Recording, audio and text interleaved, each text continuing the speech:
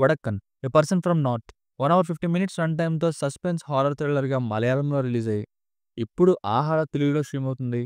ఇది చూసాక నాకైతే టెక్నికల్లీ మూవీ చాలా బావుంది. టాప్ నాచ్ సినిమాటోగ్రఫీ అవన్నీ గూడా. కానీ థ్రిల్స్ అండ్ హారర్ వైస్ పెద్దగా ఏమి అనిపించలేదండి. తిరిగి తిరిగి ద్రవిడియన్ మైథాలజీ అంటూ ఒక యాన్షియంట్ రిచువల్ లైక్ 'కాంతార' పాయింట్‌కే తిరిగొచ్చారు. ఇది ఎలా ఉంటుందంటే ఎప్పుడో చనిపోయిన వారు దెయ్యంగా మారి అక్కడ వాళ్ళని చంపితే అక్కడికే వస్తారు ఈ పారానార్మల్ ఇన్వెస్టిగేటర్ అయిన హీరో. తిరిగి తిరిగి ఇదే స్టోరీని యాన్షియంట్ రిచువల్స్, 'కాంతార' టచ్‌ని ఇచ్చి హారర్ థ్రిల్లర్ అంటూ చూసామన్నారు. నాకైతే ఏమి అనిపించలేదండి. సోదెక్కువుంది. లాస్ట్ కంక్లూజన్ కూడా ఎలా ఉంటే మరి ఆ మాత్రం దానికి అక్కడికి వెళ్లి ఏం చేశారంట?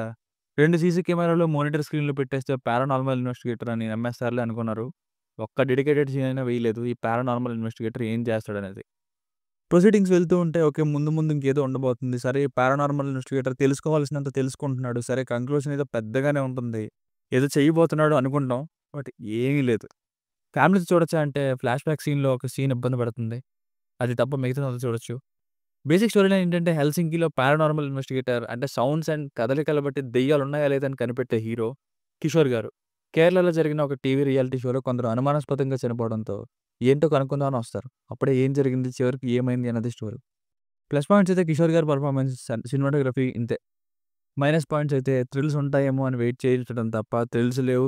కనీసం సస్పెన్స్ అయినా మెయింటైన్ అవుతుంది అనుకుంటాం. కానీ సోదెక్కువ పెట్టి చాలా సేపు లాగి, సరే ఇప్పటికైనా రియాలిటీ షో అయిపోయిందిలే, ఇక మనోడొచ్చాడు ఏదో చేస్తాడు అనుకుంటే సరెండర్ అయిపోయినట్టు కంట్రోల్ చేయబడతాడు.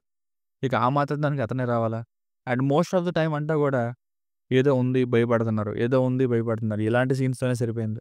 సో, ఫైనల్‌గా మూవీకి వర్డిక్ట్ ఏంటంటే, నాకైతే సినిమాటోగ్రఫీ అండ్ పెర్ఫార్మెన్సెస్ తప్ప ఎంగేజింగ్ అయితే పెద్దగా అనిపించలేదండి. ఇక చూస్తాను అంటే మీ ఇష్టం. No thrills, no horror. దీనికి రేటింగ్ వచ్చేసి అయితే నా ఒపీనియన్ 2.25.